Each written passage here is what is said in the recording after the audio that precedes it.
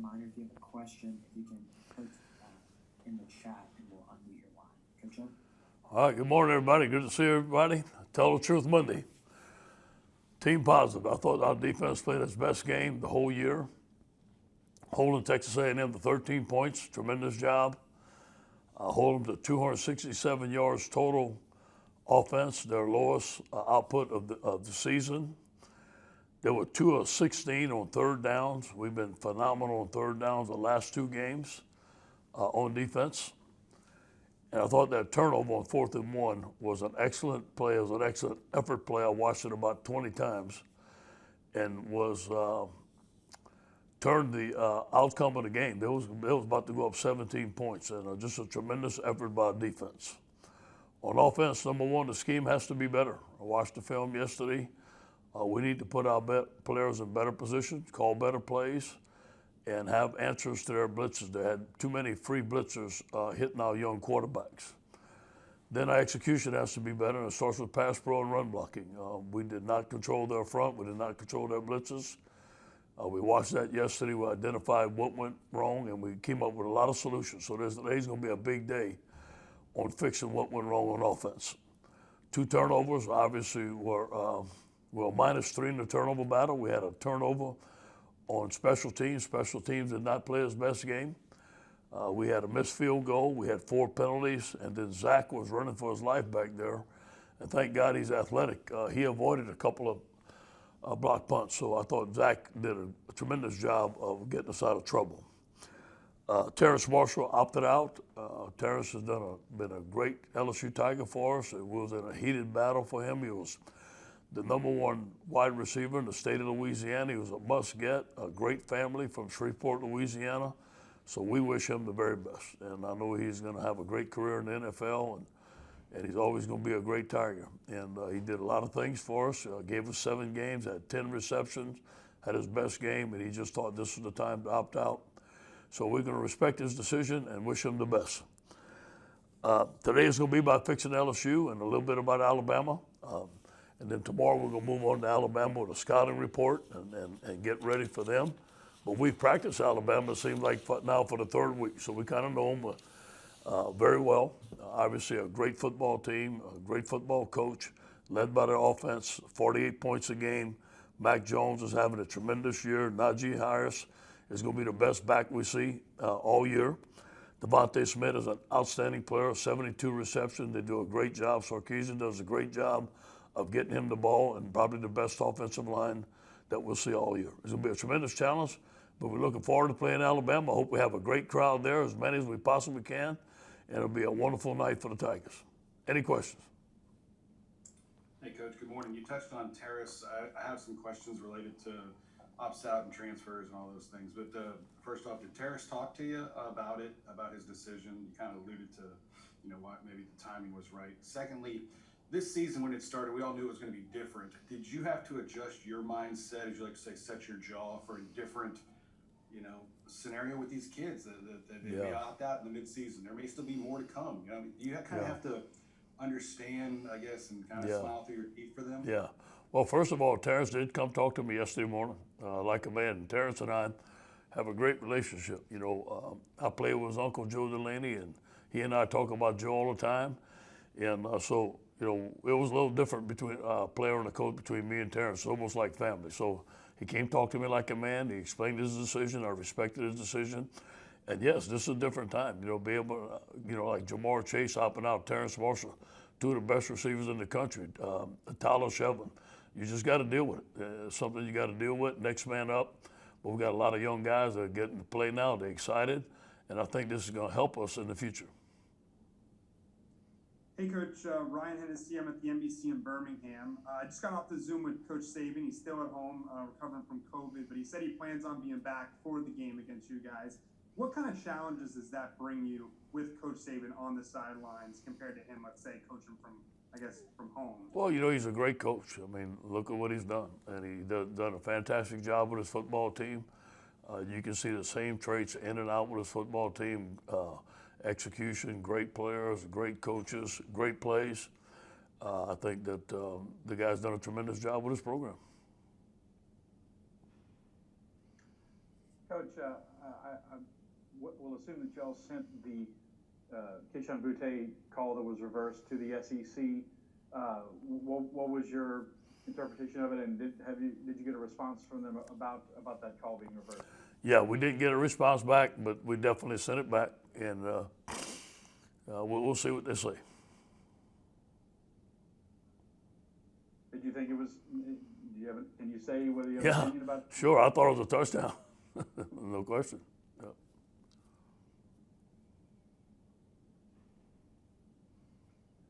Yeah, I mean, you talked about kind of preparing for this year with all the ops out, the possibilities. Kind of two questions. The second, won't be related to this, but I'm curious. As the season continues, do you expect more players to follow, or how do you approach that, talking to the team in the wake of this? Yeah, that has not been discussed with anybody else. I haven't heard anything. The first time I heard about Terrence opting out was Sunday morning. He had a tremendous game. But, we're going to take it day by day. I mean, other players can't opt out. That's the rule.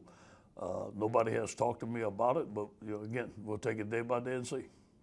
And you talked about protection, offensive line, and working a lot about that today, you said. I mean, is it at all similar to the frustrations you had a couple of years ago in 2018? We just had to bring other people in to protect, and it limits you a bit. And I remember y'all talked a little bit about spreading out, allowed y'all to give the quarterback less pressure sometimes. Yeah. It almost seemed like counterintuitive. But I'm wondering, is it at all similar to that, and how are y'all finding the answers to this? Well, we like to spread, and we like to keep one back in for protection, but we also like to empty it out because you get rid of the ball quick. What happened in this game wasn't the amount of people that were blocking, it was how we were blocking it. And they were overloaded one side, and we turned away from it, and those guys came. And that's just scheme. It's something that we can fix. It wasn't about bringing extra people into the protection. We like to get as many people as we can out. We had enough people in protection, but we just wasn't sliding it the right way. Hey, Coach, good morning. Couple quick questions for you if I can. Last year, obviously, everything's hunky-dory. Couldn't have been better. I like that. This year, obviously, it's been challenging. You, the face of the program, the head coach, where is this program heading, Coach? I mean, and where's the light at the end of this kind of dark 2020? Yeah. We're building a championship program, and we will be champions again. Recruiting's going well. We got some great young players. We have some stuff that we have to get fixed, and I know we have to fix it, but I've done it before, and I'll do it again. And, Coach, I know you're big on culture. Pete Carroll, your mentor, has talked to you about all that. Do you feel good about the culture inside your building right now? I feel good about what we built here over my length as the head coach. I think that we have some things to work on. We have some leadership things to work on. I have some things to work on to get better. But overall, I think we built a great culture inside the building. This year has been a challenge, obviously, with COVID-19, other stuff going on, and has kind of put a little spin on everything. You don't know when the next guy is going to opt out, who's opt out. But I think that overall that we built a good culture here, and we have a good young foundation. Thank you. Hey, Coach, obviously with Terrace gone, you can't replace that production that he gave you guys, but just who are some people or some players that you're hoping can step up in his absence and kind of take over as kind of next in line for you? I like us to get Eric Gilbert the ball more. I think Eric Gilbert is an outstanding player. We can move him out to a receiver position. John Trey Kirkland sitting in the wings. Hopefully we can get Trey Palmer back. I don't think Racing Max is going to be back this week. And then we have two great young receivers in Keishawn Butte and Coy Moore. So we have a lot of guys that are hungry to catch the ball, and I think the next man up is going to prove that they're very good receivers. Hey, Coach, did Terrence, now that Terrence is gone, did he have COVID earlier in the season, or does he have it now? I can't comment on that. Okay. Yeah. Okay, I got you. And I also wanted to ask you, considering the speech Terrence made to the players about sticking into the season a couple of weeks ago, how do you think, now that he's left, what do you think the players think of that, and what do you think about it? You know, I think it's something we got to deal with. Obviously, he had a change of heart. I thought when he said it, he meant it, and the team believed him. I think that obviously he had a change of heart. You never can tell what goes on, Glenn, with guys when they talk with their families or people that they talk to, and they make personal decisions. And I think this was strictly a business decision for Terrence. I can't speak for him. Let him speak for it. But again, we support him, and he's been a great LSU Tiger for us. And you talked about the challenges of this season. I look at you guys or a team like Penn State or maybe Louisville, for example, that were coming off solid years last year and have certainly not lived up to those expectations this year. How much of that do you think is related to the challenges specifically of 2020 and COVID? And do you, while there's the upside of guys getting reps and playing and continuing to build that culture, do you worry about damage done to the culture or the brand or anything like that by having a season that is underwhelming, I guess? Well, you always got to represent LSU with pride, and the standard performance here is very high. We have not met that, okay? But you know what? I'm not going to make any excuses for COVID. I'm not going to make any excuses for young players. We just got to get the job done. There's a lot of factors that came into this year. I think the biggest thing was the loss to all those great players. And you can look at the NFL today, and they're dominating the NFL. You want to know why we had a good team? Look at the players that we lost. And now we have some young players that I think are going to be just as good, but they're just not there yet.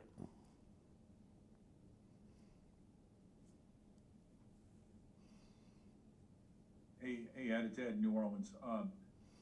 What do you plan to do, if you can say, sir, about your quarterback position this week? Do you plan to settle on one, or will you play two, and when will you make that decision? Well, we're going to see the game plan throughout the week. You know, the surface was wet. We thought that the only reason we pulled TJ was to put Max in and to try some quarterback runs, and we had planned that all week, and we thought that we could get that done, but we couldn't. So we're going to see this week. We're going to practice both of them, and then we're going to make that decision at the end of the week according to the game plan and what we need to get done on offense. Hey, Ed, obviously you gave that explanation about the offensive line and what you kind of think was going on, but just to kind of understand better, do you think they were mistakes, or do you think it's just something you guys have to change with how you're scheming it? I think it was both of them. First of all, you got to look at scheme. I mean, we did not have them in the right position a lot of the times, and there were some free blitzers coming in. So the way we turn the protection, the way we protect, those things can be fixed easily, and it's things that we have done before. Now, there was a couple of times where we got beat one-on-one, and we got to have better technique, and we got to play better and compete better. So it was a combination of both. Thank you. Hey, Coach, you mentioned Kayshawn and Coy as a couple of guys that you'd like to see more of down the stretch. Where are those two freshman receivers in terms of their development, and just how ready do you feel like they are, or what are some things you need to see from them to take on that big role the rest of the way? Yeah, I think they're ready to play. I think they're ready to play, and we'll play well. Obviously, there's some things that they need to work on. Obviously, COVID, guys are getting quarantined, not being in practice for a couple of weeks and missing some time. It's hurt them a little bit. But I think overall, both those guys have demonstrated in practice they're ready to play. Hey, Coach, Shea Dixon with 24/7. Each week you had talked about things you wanted to see cleaned up on defense. I assume that list was shorter after the weekend. What was key for them, when you saw the film again and during the flow of the game? Simplification, communication, the things that we've been working on, having their cleats in the grass. I think the biggest thing that came out of the game was no explosive passes, and that was a big improvement for us. We had some explosive runs, but we didn't have mistakes where guys were running free down there scoring touchdowns. I thought our man-to-man coverage was great. I thought our plan was great. I thought our defensive line played very well against a very good offensive line. We tackled well. Our linebackers got to the football. We missed a couple of fits on the counter plays, on the big plays. But to hold them for 13 points and 267 yards was a great output by defense. Hey, Ed, staying sort of on that theme of sort of defensive improvement, you mentioned third down earlier. How have y'all made that how have y'all improved so much in that area over the last 2 weeks after struggling in that way? Four-man rush and great coverage. It all works together. It all starts with a four-man rush and tight coverage. The quarterback doesn't have a long time to throw the ball. He doesn't have many windows to throw the ball. We had some good pressure on the quarterback, and then we had some five-man rushes, and we had some blitzes, and our man-to-man coverage was pretty good. Coach, it's Brett. What did it mean to you when you consider all the criticism that Coach Pelini has been under this year, to see the defense improve as dramatically as it did last week? And how much of it do you think is Coach Pelini adapting to his players, or them kind of figuring out what he's been trying to teach all along? I think it's a combination of both, Brett. And then, with the criticism, that's outside noise. We can't react to that. We got to control our own mindset within the building. And we got to believe in each other. We got to fight for each other. One team, one heartbeat. It's coaching staff, players together. But I do believe it's a combination of both learning what our players can and can't do, and our players understanding the scheme better, and you can see it working. Coach, I know that this year you've talked about getting to that championship apex, especially tasting it last year, but removing COVID from this season, with this type of adversity in 2020, do you need a season like this to get to that championship pedigree again? Matt, I think that you need to build grit within a football team. I think you need to be tough, build toughness, and the young guys need to learn how to go out there and play and win. But we need to coach them better. So I think it's a combination. Nobody wants to go through a season like this, but I do believe we're building character and grit, and it's going to pay off for us later on. Coach Scooter Hobbs, back to the Terrace speech again. Are you all concerned about what that will do for the morale of the team? Scooter, it's something we can't control. I mean, that's something that happened last week. I never thought this would happen this week, but you know what? We got to deal with it. This is a year that we've had to deal with a lot of stuff, and you just got to be ready to go and just stay positive with the football team. I think the team is going to look at it and say, okay, Terrence is gone. Next man up. Let's go. We're fighting. I think the thing that you saw against Texas A&M was fight in this football team, the will to win and to compete, and our guys have that, and I'm proud of them for that. Hey, Coach O, two-part question. First of all, defensively, with the exception of two runs, you really kept Spiller, in check. Probably a lot of tackles for losses are at the line of scrimmage. Can you relate the challenge that faces your defense this week with Najee Harris and a much bigger back, and a guy who's obviously very capable of catching the ball in the backfield? Yeah, no question. Well, first of all, they run a little different scheme. This is the best offensive line we've seen coming to Tiger Stadium in years, and this is going to be a challenge. And one of the best running backs, and he's very physical. They know what they're doing. The margin of error is going to be very small. We have to play well up front. We have to tackle, and we have to eliminate the explosive play. The second part, I'm not sure the greater challenge, that's only your coaching job this week, but you, the motivator. You mentioned, the outside noise and how you try to keep your kids looking ahead. And I listen to four touchdown underdogs and those kind of things, right? Like David versus Goliath kind of thing. We never talk about that. That's never been mentioned. And this is Alabama. This is LSU Alabama, but it's about us. We can control. Let's go in there. Let's play our best game that we possibly can play. Hey, good afternoon, Matt Moscona. Maybe this is a little on the same lines, but I have two if I could. Normally when you're playing Alabama, at where it falls on the calendar, there is still a championship on the line. Yeah. And there isn't that now. So what do you tell your team this week? And then the other, if I could, after watching the film, how did you all grade out the quarterbacks? And were there differences that you saw in film and maybe what you thought you saw in real time? Well, the quarterbacks were under duress. I mean, so, I can't put anything on those young quarterbacks. I thought they did the best that they could. They made some mistakes. They made some misreads. But when there's free blitzes and they're attacking them all and the young freshman quarterback, I got to put all the blame on. We got to have a better scheme, number one. And then what I tell this week, tell the team this week, we're playing Alabama at home. That's all we need to hear. And playing Alabama is a great rivalry for us. It's been a great game over the years for us, a tremendous challenge. They're the #1 team in the country. Coming to Tiger Stadium, let's play. Hey, Coach. Steve Moulton, WZZN. I've got two, please. You mentioned about limiting the explosive plays and coming off your best game defensively.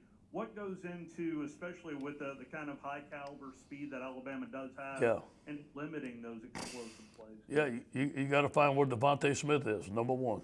You got to know where he's at, what's he going to do, and you have to cover him. And you may have to double cover him, you may not. But if we do have single coverage, we have guys that can single coverage, you got to be able to eliminate him from getting the ball over the top. Sarkisian does a good job with his play action pass, it's called gap pass, and take shots. He'll take shots time after time. And you can't get your safeties too far up to play the run because they throw the ball over your head. I think that's the #1 deal. What was your second question, Steve? Second question is, since this game is kind of a reschedule, if you were to look back at your team when you were supposed to play Alabama, do you think your team is better today than when you were supposed to play Alabama? Yeah, we have enough people to play. We'd played them the first week. We just didn't have enough people to play. And that's all that was to it. And so I'm glad we played them. I'm glad we got to reschedule. We look forward to playing them. And I know how much you wanted to have the spread offense, but in the SEC, everyone has it now, and you're about to face two really good offenses the next couple of weeks. Do you feel like these quarterbacks that have come along, so long the SEC was knocked for having no quarterback play, do you feel like their production is a direct result of the spread and, like you've said before, 7-on-7? Yes, no question. No question. And it puts athletes in space and let them make plays. And the people are scoring a lot of points. And the quarterbacks are being groomed in this 7-on-7 league. They're going in there.